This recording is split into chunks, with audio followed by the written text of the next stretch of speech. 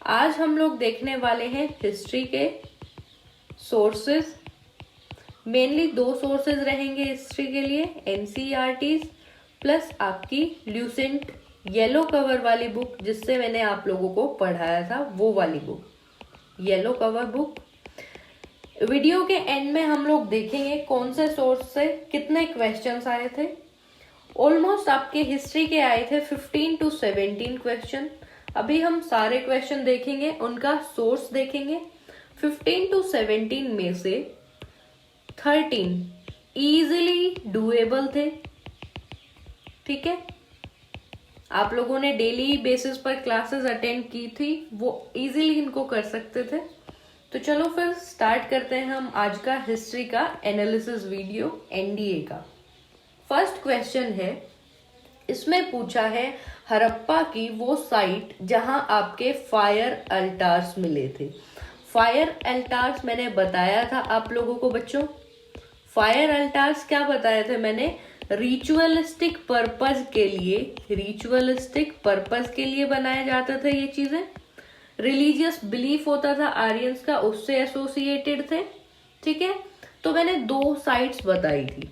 Question में तो एक साइट पूछा है, लेकिन जब मैंने आपको पढ़ाया था मैंने आपको 2 साइट्स बताई थी। एक थी आपकी कालीबंगन जो कि है राजस्थान में, दूसरी थी आपकी लोथल जो है आपकी गुजरात में, राइट। तो इन्होंने पूछा एक कालीबंगन, फर्स्ट वाला ऑप्शन करेक्ट हो गया। दूसरा अगर पूछ लेते, लोथल दे देते साथ में, तो दोनों ऑप्शन करेक्ट होते, राइट। इसका सोर्स एक बार हम लोग देख लेते हैं। ल्यूसेंट की आपकी येलो कवर वाली बुक का रेफरेंस है हर जगह, येलो कवर वाली बुक जो है उसका रेफरेंस है। पेज नंबर 2 कालीबंगन जो कि आपकी राजस्थान में है, उसमें क्या क्या चीजें मिली हैं। फायर अल्टार्स डायरेक्टली आपके क्वेश्चन में था। मे बी नेक्स्ट ईयर ये पूछ सकता है प्लग फिल के एविडेंस कहाँ मिले हैं, तो उसमें भी हो जाएगा आपका कालीबंगन, ठीक है। अगर पूछ ले मोहनजोदारो से, तो मोहनजोदारो का जो सबसे इंपॉर्टेंट और मेन जो चीज मिली है वो है ग्रेट बाथ ऑफ मोहनजोदारो, ठीक है। ग्रेनरी मिली है जहां ग्रेन्स स्टोर करते थे, वो चीज। ये साइट है राखी घड़ी, ये है आपकी हिसार हरियाणा में, ठीक है। इंडस वैली सिविलाइजेशन की ये साइट है। यहां मिलते हैं हाउस मिले हैं पुराने, ड्रेनेज सिस्टम मिला है, एक्सकवेशंस में ड्रेनेज सिस्टम मिला है, टेराकोटा टॉयज मिले हैं, ठीक है। तो नेक्स्ट उसमें पूछ सकता है आप लोगों से कि कालीबंगन से क्या मिला, मोहनजोदारो से क्या मिला, राखी घड़ी से क्या मिला, हड़प्पा की साइट से कौन सी चीज मिली है। तो इसमें आ जाएगा मदर गॉडेस का टेराकोटा स्ट्रक्चर, ठीक है। तो कंप्लीट होता है फर्स्ट। नेक्स्ट पर चलते हैं हम लोग। सेकंड क्वेश्चन पूछा है, which of the following rivers in India was not crossed by. Note पूछा है, तो बच्चों जब आप अटेम्प्ट करते हो पेपर तो नोट को मार्क कर लिया करो, ठीक है। तो अलेक्जेंडर के बारे में पूछा है हमसे कि अलेक्जेंडर की आर्मी ने कौन सी रिवर क्रॉस नहीं करी थी, ठीक है। ये जो नाम दिए हैं ये रिवर्स के नाम हैं, कंफ्यूज नहीं होना है इनमें। ये सारे ग्रीक नेम्स हैं रिवर्स के, ठीक है। संस्कृत में उनका अलग नाम होता है रिवर्स का, हिंदी में हम लोग उनको अलग नाम से जानते हैं। तो ग्रीक तो ये हो गए सब रिवर्स के, एक बार इनके हम हिंदी और संस्कृत नाम भी देख लेते हैं, ठीक है। हाइफासिस रिवर जो है उसका संस्कृत में नाम है आपका विपासा। विपासा मैंने कौन सी रिवर का नाम बताया था आप लोगों को, ब्यास रिवर का, ठीक है। नेक्स्ट है अकेसाइनस। अकेसाइनस कौन सी रिवर का नाम है, रिवर चेनाब का। इसका संस्कृत नेम जो है वो है अक्सिनी, राइट। नेक्स्ट है हाइड्रेओटस। हाइड्रेओटस रिवर है रावी रिवर, और संस्कृत में इसका नाम है इरावती रिवर। नेक्स्ट है हाइडस्पर्सिस। हाइडस पासेस है आपकी झेलम रिवर, ठीक है। तो झेलम रिवर तो बच्चों मैंने आपको पढ़ाया था कि अलेक्जेंडर ने बैटल ऑफ हाइडस पासेस यानी जो झेलम रिवर पर हुआ था, तो किसके साथ हुआ था? Porus versus Alexander. तो पोरस कहाँ का राजा था? जो रीजन था आपका ब्यास और झेलम के बीच, वहां की टेरिटरी का जो किंग था वो था पोरस। अलेक्जेंडर ने इसको डिफीट कर दिया था, लेकिन जितना शिद्दत से ये लोग इनकी आर्मी लड़ी, उससे अलेक्जेंडर ने क्या किया, इन लोगों के लिए अलेक्जेंडर के मन में रिस्पेक्ट आई, ठीक है। फिर लेकिन अलेक्जेंडर को आगे क्रॉस करना था। अब आगे उनको क्रॉस करना था व्यास रिवर, लेकिन जो अलेक्जेंडर की जो आर्मी थी बच्चों, इतना उन्होंने लड़ाई सब करके वो लोग एग्जॉस्टेड हो गए थे, ठीक है। होम सिक फील कर रहे थे वो लोग, घर की याद आ रही थी उन सबको, ठीक है। तो इसलिए उन लोगों ने रिफ्यूज कर दिया, उनकी आर्मी ने, अलेक्जेंडर की आर्मी ने रिफ्यूज कर दिया आगे बढ़ने से, आगे जाने से रिफ्यूज कर दिया। तो इसका ऑप्शन क्या आया? झेलम तो उन लोगों ने क्रॉस कर ली थी, लेकिन जो बारी आई ब्यास रिवर की तो उनकी आर्मी ने उनको मना कर दिया। तो ब्यास रिवर का हम लोग नाम देखेंगे, ग्रीक नाम जो है वो है हाइफेसिस। तो इसमें कंफ्यूज नहीं होना, इसका ऑप्शन आएगा हाइफेसिस, ठीक है। ल्यूसेंट की जो पेज नंबर 19 है वहां से हम लोग देखेंगे अलेक्जेंडर क्रॉस द झेलम। तो ये डायरेक्टली लिखा है कि झेलम उन लोगों ने क्रॉस कर लिया था, लेकिन उसके बाद क्या होता है? उसके बाद वो लोग व्यास पहुंचते हैं, लेकिन Alexander had to return from this place. इससे क्रॉस करने से पहले ही उसके सोल्जर्स ने रिफ्यूज कर दिया आगे जाने से, तो उसको यहीं से अलेक्जेंडर को वापस जाना पड़ा, ठीक है। नेक्स्ट देखते हैं, who among the following led foundation of Vijayanagara empire? Vijayanagara empire victory city कितनी बार आप लोगों को पढ़ा है? Themes in Indian history part 2 में भी है ये आपका। ल्यूसेंट से भी मैंने आपको पढ़ाया है, दो भाइयों की कहानी बताई है, टू ब्रदर्स हरिहरा एंड बुक्का, जिन लोगों ने ये डायनेस्टी फाउंड की थी, सॉरी एम्पायर फाउंड किया था। इनकी डायनेस्टी मैंने बताई आपको कौन सी थी? संगम। विजयनगर में 4-5 डायनेस्टीज थी, संगम, सुलवा, तुलवाज, अराविदु, ये सब डायनेस्टीज मैंने आपको बताई। इनमें से एक कृष्ण देवराया एक बहुत ही इंपॉर्टेंट किंग होते थे इनके, और एक ये फाउंडर है हरिहरा एंड बुक्का विजयनगर एम्पायर के, जिन्होंने विजयनगर एम्पायर एस्टेब्लिश किया तुंगभद्रा के बैंक्स पर, on the southern banks of river Tungabhadra. Harihara and Bukka, first option is the correct one. Lucent के पेज नंबर 66 पर आप देखेंगे तो Vijayanagara kingdom and the city was founded by two brothers Harihara and Bukka, ठीक है। Next question number 4, consider the following historical events. इतनी बार आप लोगों को बताया है, क्रोनोलॉजी मॉडर्न इंडिया की बहुत ज्यादा इंपॉर्टेंट है। एक तो आपका महात्मा गांधी वाला फेज, ठीक है, और इंडिपेंडेंस के करीब वाला फेज। ये दोनों फेज की क्रोनोलॉजी डिफेंस एग्जाम्स में आपसे यूजुअली पूछ ली जाती है, तो ये चीज हम देखेंगे। ल्यूसेंट का पेज नंबर 112, सबसे पहले जो टेबल दी हुई है, एक पेज पर ही है ये टेबल, उसमें लिखा है खेड़ा सत्याग्रह, गुजरात में हुआ खेड़ा सत्याग्रह, ठीक है। महात्मा गांधी जो थे वो इसके लीडर थे। Mahatma Gandhi was the leader of Kheda Satyagraha in Gujarat. क्या हुआ था इसमें बच्चों? इसमें जो ब्रिटिश थे उन्होंने टैक्स हाइक कर दिया, कितना? 23%। इवन वहां बहुत ज्यादा क्रॉप फेलियर हुआ था, लेकिन फिर भी इन लोगों ने टैक्स बढ़ा दिया, हाइक कर दिया। प्लेग भी था उस टाइम वहां, तो महात्मा गांधी ने इंटरवीन किया और बाद में इन लोगों का सेटलमेंट हुआ कि जो करंट ईयर है उसका और नेक्स्ट का टैक्स इन लोगों ने सस्पेंड कर दिया था। नेक्स्ट है आपका बारदोली सत्याग्रह जो कि हुआ गुजरात में 1928। तो इतना हमें पता लग गया, खेड़ा के बाद आना है बारदोली। ठीक है, तो खेड़ा पहले बाद में बारदोली। नेक्स्ट हम लोग देखते हैं गांधी इरविन पैक्ट। बारदोली जो था, इनके लीडर थे इसमें बारदोली सत्याग्रह में पटेल, वल्लभ भाई पटेल के। गांधी इरविन पैक्ट हुआ 5 मार्च को। ठीक है, 5 मार्च 1931 में। सेकेंड राउंड टेबल कॉन्फ्रेंस जो गांधी इरविन पैक्ट से इसका जो रिजल्ट लिखना था, इसमें यही था कि कांग्रेस ने जो second RTC round table conference थी उसमें हिस्सा लिया। फर्स्ट में कांग्रेस की तरफ से कोई नहीं गया था। तो पहले हुआ गांधी इरविन पैक्ट, उसी का तो रिजल्ट निकल कर आया कि सेकेंड राउंड टेबल में वो लोग पहुंचे। ठीक है, तो थर्ड ये, उसके बाद आएगा second round table conference.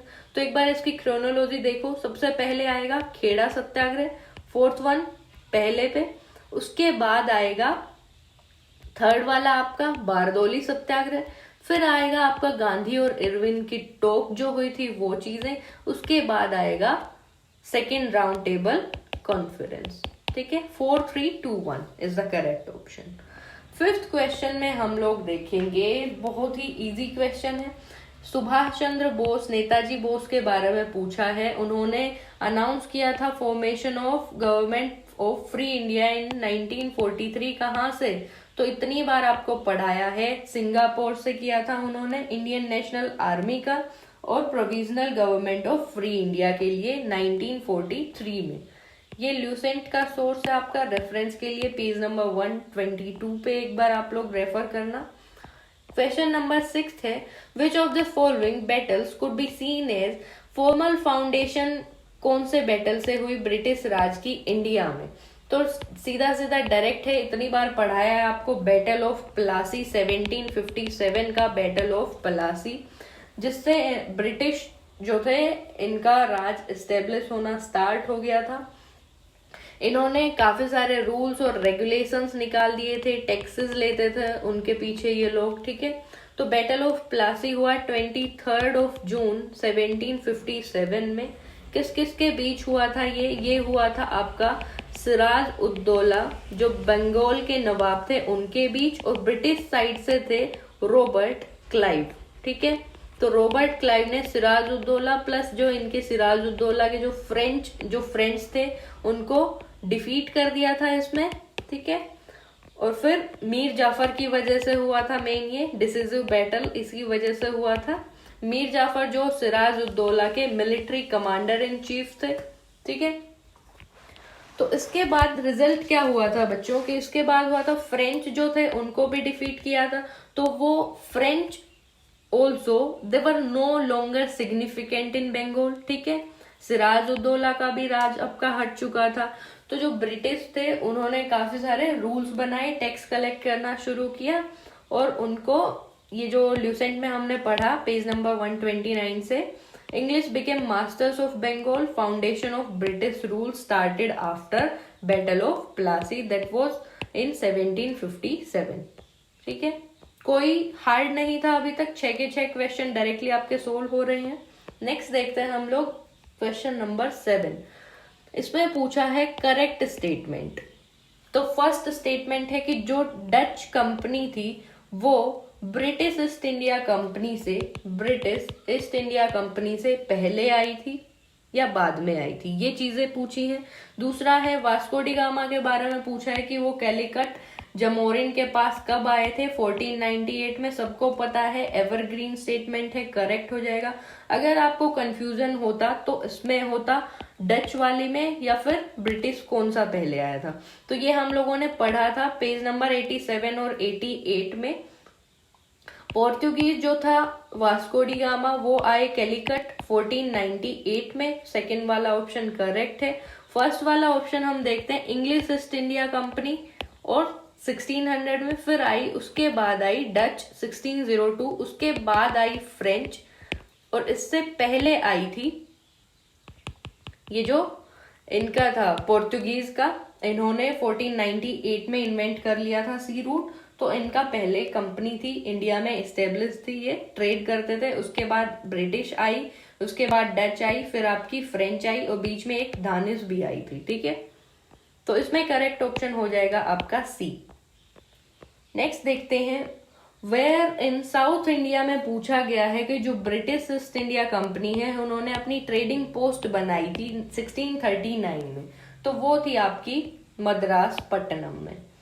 Lucent में 87 पेज पर हम लोग देख सकते हैं, मसूलीपट्टनम में बताया है इन्होंने, इंग्लिश ईस्ट इंडिया कंपनी ने जो अपनी ट्रेडिंग पोस्ट बनाई थी उसके बारे में। ठीक है, 9th क्वेश्चन देखते हैं, which of the following was composed by Harisena. कितना इजी क्वेश्चन है, इतनी बार आप लोगों को पढ़ाया हुआ है। 6th क्लास की एनसीईआरटी से जब हम लोग पढ़ते हैं उसमें डायरेक्टली आपको नोट्स में भी पढ़ाया है मैंने। कोर्ट पोइट थे हरिसेना, किसके कोर्ट पोइट, किसके कोर्ट में, समुद्रगुप्त मौर्य के। इन्होंने अपने जो किंग है इनके बारे में बताया कि ये बहुत अच्छे तरह से ये जो वॉर्स वगैरह होते थे उनमें पार्ट लेते थे। ठीक है, इनको गॉड के बराबर दिखाया है। प्रशस्ति बेसिकली क्या होता है, इन प्रेज ऑफ, मतलब किसी की प्रेज में, प्रशंसा में कुछ लिखना, उसको ये लोग बोलते प्रशस्ति।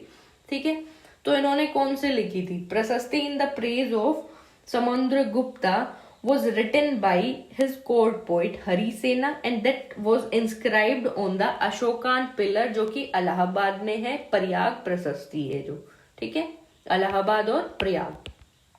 कंफ्यूजन की कोई गुंजाइश ही नहीं थी इस क्वेश्चन में, क्योंकि अगर हम एलिमिनेशन टेक्निक से भी जाएं तो जो नासिक इंस्क्रिप्शन है गौतमी बालाश्री, आपको पता है किससे रिलेटेड है, सतवाहनाथ से रिलेटेड है, तो ये तो आएगा नहीं, क्योंकि हरिसेना जो आपके हैं वो समुद्रगुप्त मौर्याद से रिलेटेड है, तो फर्स्ट वाला रॉन्ग।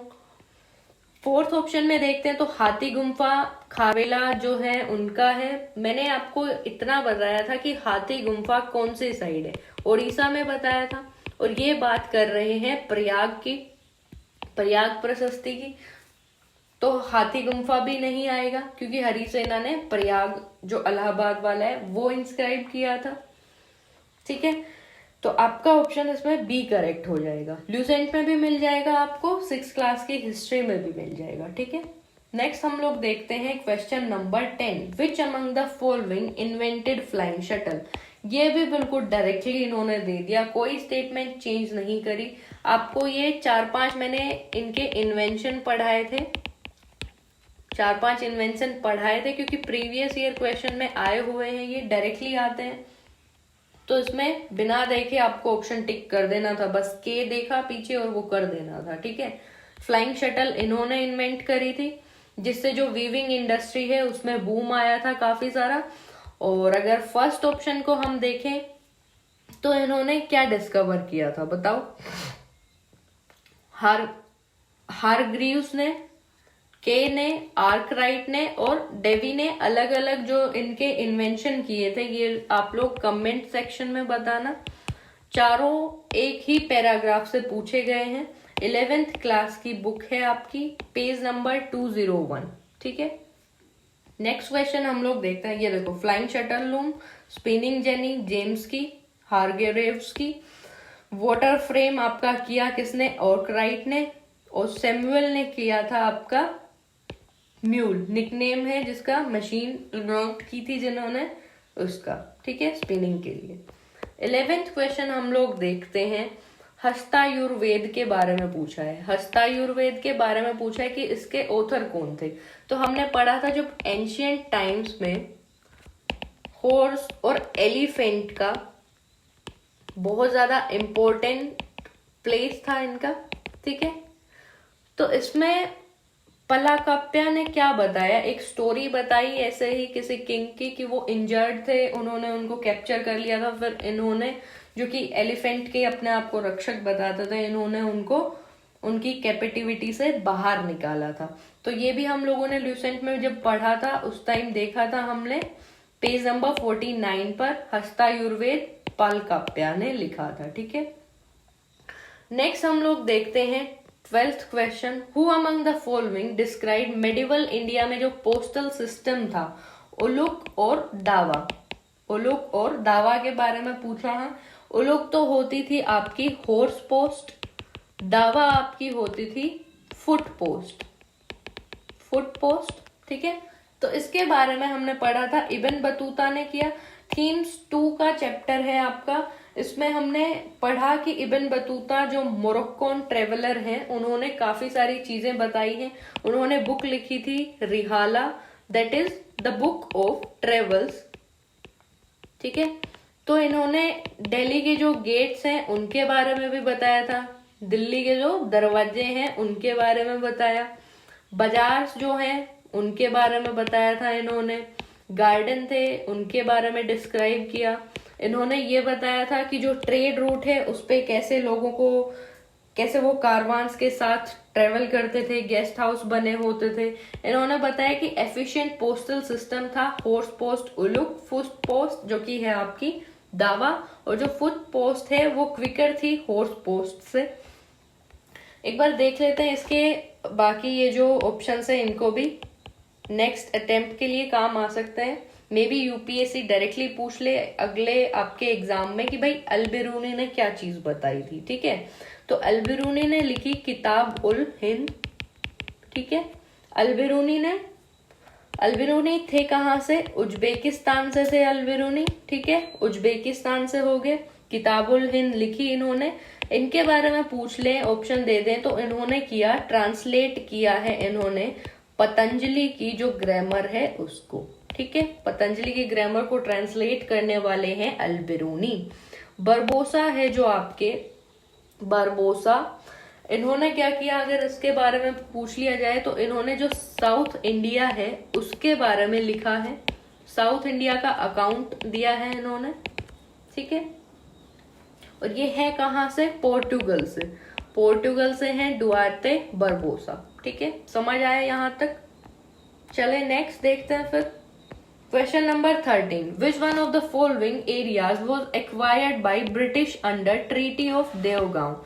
तो 1803 में जो सेकेंड एंग्लो मराठा वार चल रहा था, एंग्लो मराठा वार, तो काफी सारे जो सिंधियाज थे, होलकर्स थे, गायकवाड्स थे, इन लोगों को ट्रीटी करनी पड़ी थी ब्रिटिशर्स के साथ, और इन लोगों को काफी सारे जो इनके गांव थे, कस्बे थे, इनको एज ए ट्रीटी की, उनमें रूल्स के अकॉर्डिंग उनको ब्रिटिश को देना पड़ा था।